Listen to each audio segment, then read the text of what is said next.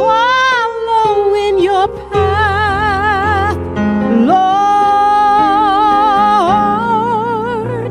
to follow without fainting,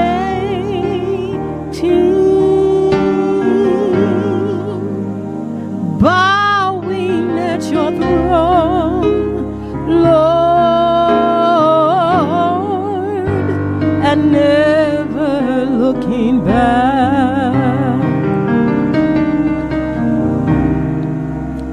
Amarte solati, Signor. Amarte solati, Signor. Amarte solati, Signor. Y no mirar atrás,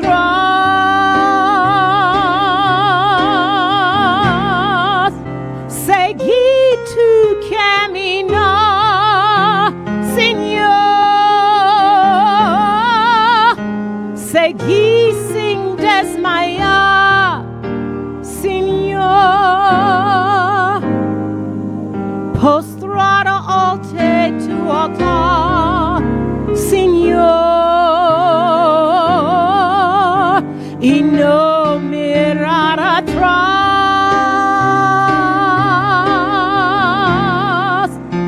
Seguir tu camino, Señor. Seguir sin desmayar, Señor. Postrado ante tu altar, Señor, y no mirar atrás.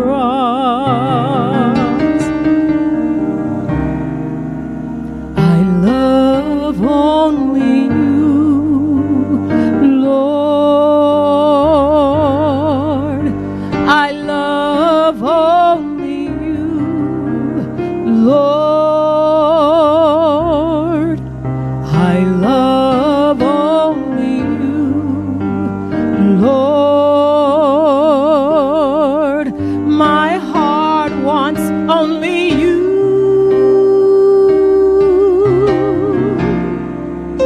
To follow in your path, Lord.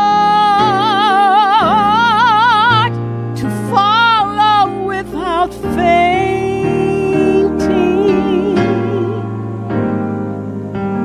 bowing at your throne, Lord,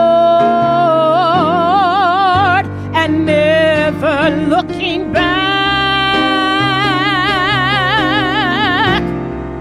To follow in your path,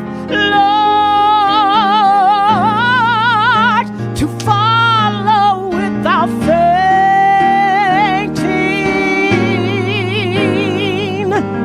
bowing at your throne, Lord, and never looking back.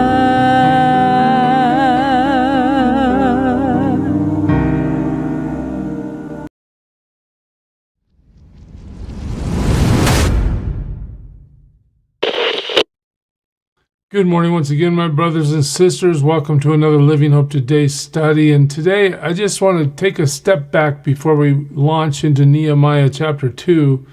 You know, today there are battles in the Middle East. And one of the things that's said about the Middle East is Israel doesn't belong there. That's one of the great causes of the fight. In 1948, when Israel was reestablished in the Promised Land, the Arab world went crazy. How do they have any right to be here? Well, consider the book of Nehemiah. We're in a very similar situation. The exiles have been gone for over 70 years. And all of a sudden, the king of Persia says, well, you guys can go back home. Why don't you go back to where you came from, and we'll help you get your temple rebuilt, and we're going to assist the move.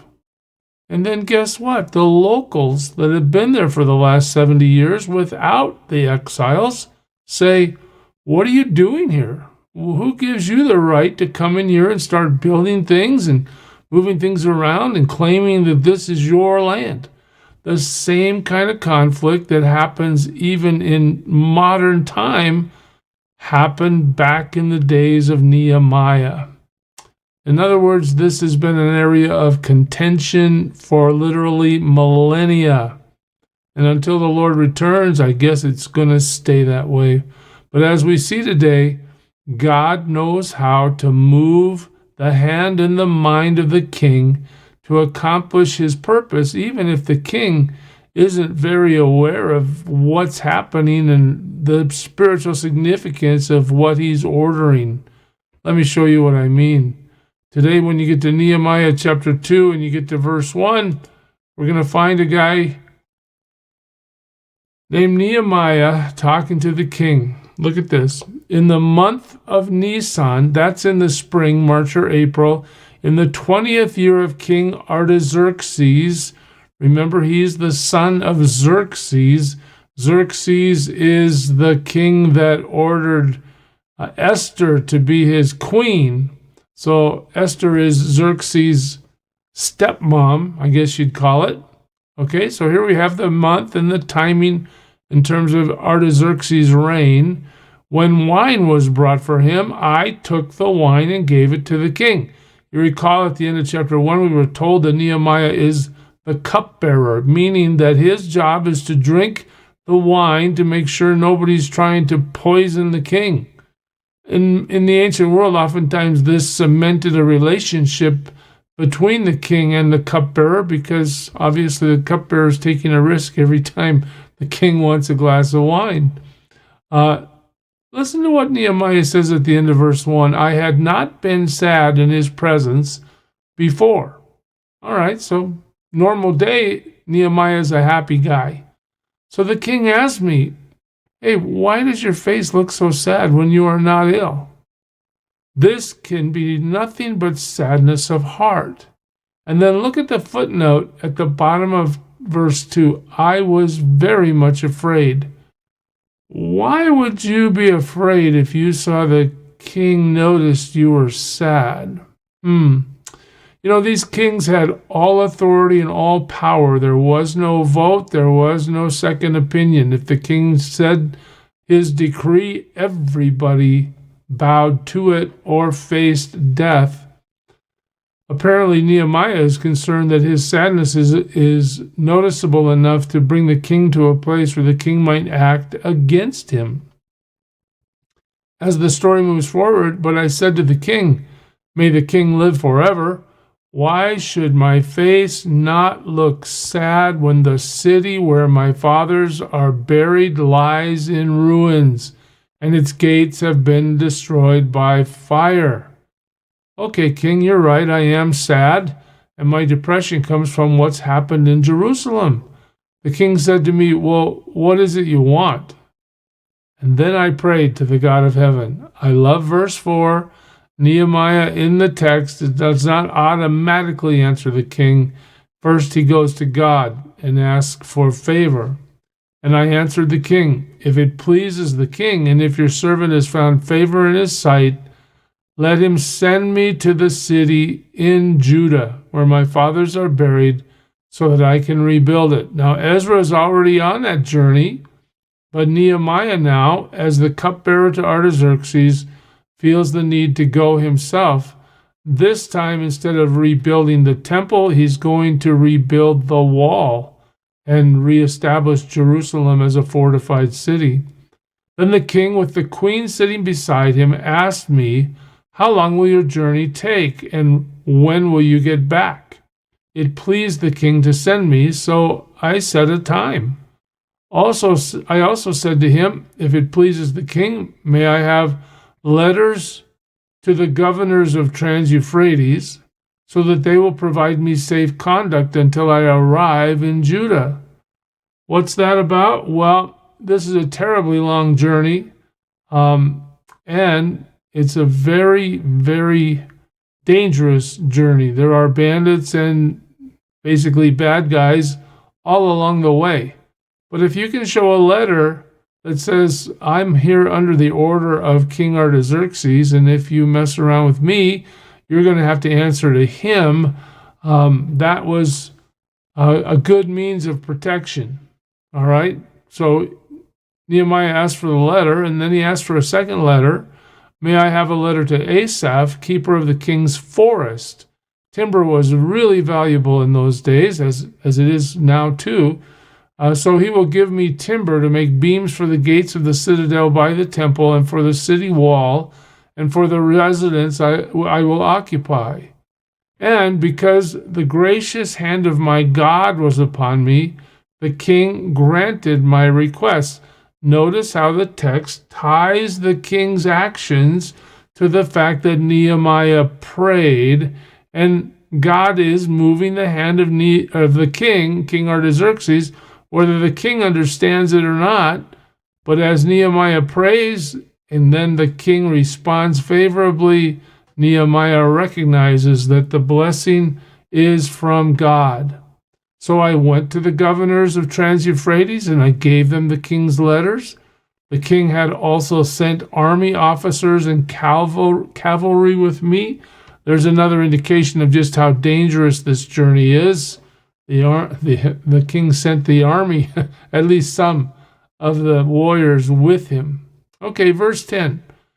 When Sanballat the Horonite and Tobiah the Ammonite official heard about this, okay, these are two guys that are going to fight against what Nehemiah wants to do. They were very much disturbed that someone had come to promote the welfare of the Israelites. There you see the same tension we have in the Middle East today. What are you doing here? Why should we help you? You remember that the restoration project has been stunted and delayed a few times already in the ministry of Ezra. Well, Nehemiah is going to face similar opposition. And why? Well, it's not always easy to do what God wants you to do, and there will be people that oppose. And here we are. Sanballat and Tobiah are here to say, we don't like this.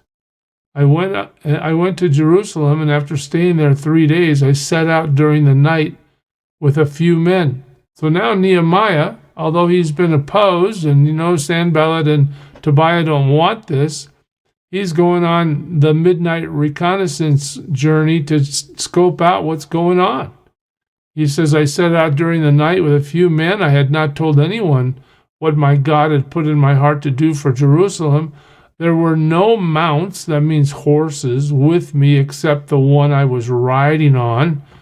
So we get that description. And by night I went out through the valley gate. Now that reference to a valley gate is not necessarily identifiable exactly.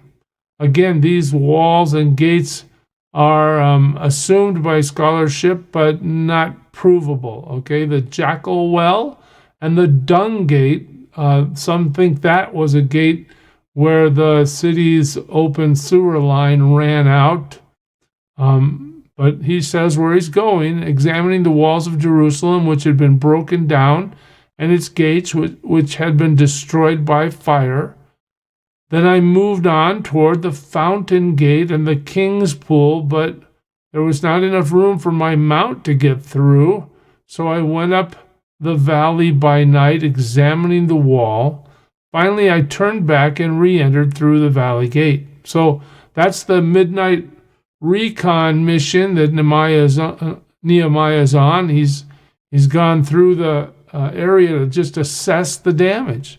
The officials did not know where I had gone or what I was doing, because as yet I had said nothing to the Jews or the priests or the nobles or the officials or any others who would be doing the work. So he scoped it out. Then I said to them, you see the trouble we are in. Jerusalem lies in ruins, and its gates have been burned with fire. Again, notice the repetition. We see this several times in the text. Jerusalem's in ruins. The gates have been burned. When an author keeps bringing up the same issue, what's he pointing at? In this case, I think he's pointing at the fact that There has been great judgment meted out to the city of Jerusalem and to the surrounding area of Judah. God has allowed Nebuchadnezzar to basically destroy the temple and almost completely depopulate Jerusalem. All right, that keeps coming up. And now we see through the mercy of God and the order of the king, these things are about to be reversed. So what does Nehemiah say to these guys? He says, "Come, let us rebuild the wall of Jerusalem, and we will no longer be in disgrace."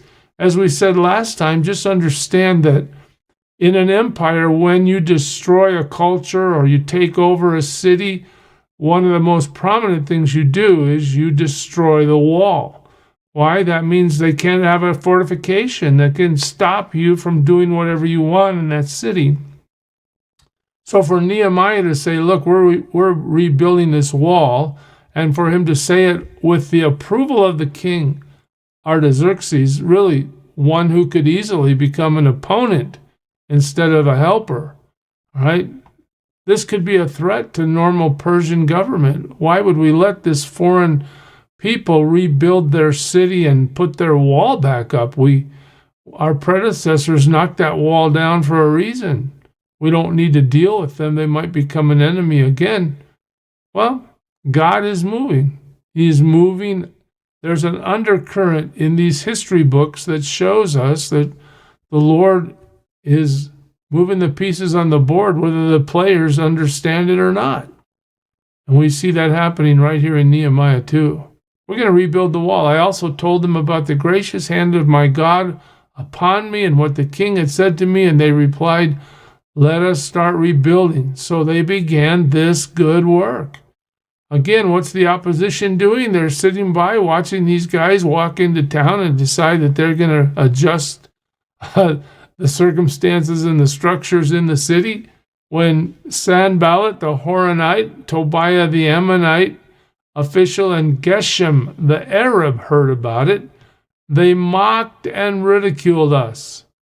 All right, who do you guys think you are? Or what do you think you're doing? And there it is. What is this you are doing? They asked.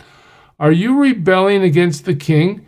Again, that's a legitimate question because the foreign power almost never allows the conquered to rebuild their walls. So are you now posing a threat to the king by refortifying Jerusalem? I answered them by saying, the God of heaven will give us success. Here we go. So to the enemies who are trying to stop the work, Nehemiah tells them that God is the one underneath all this that's making this happen, and he'll give us success. We, his servants, will start rebuilding, but as for you, here it comes, the sentence that's been repeated for millennia, you have no share in Jerusalem or any claim or historic right to it. Well, that's how to start a fight, isn't it? God understands that a fight's going to start, and God understands that his plan will prevail and that his people will be reestablished in the promised land. It might not be perfect, and obviously through their sin, they've missed a great blessing of how easily this could have been accomplished, but nonetheless, God's going to keep his promise, and it's going to happen. So when Sanballat and Tobiah are told, you have no share in Jerusalem, you have no claim in Jerusalem, you have no historic right to Jerusalem, we hear the echoes of that statement bleed all the way down into modern day life, where it's still the case that there's a whole population that says to Israel, you don't belong here, you need to get out of here. And Israel saying, you guys are the ones that have no historic right to this place. Well, we'll see how this develops as we move forward in the book. I pray you just remember, God's in control, sovereignly in control. Follow him with all your heart. God bless you, church. Serve him well. Who is it who for sinners shed his blood, and now for cleansing all can plunge beneath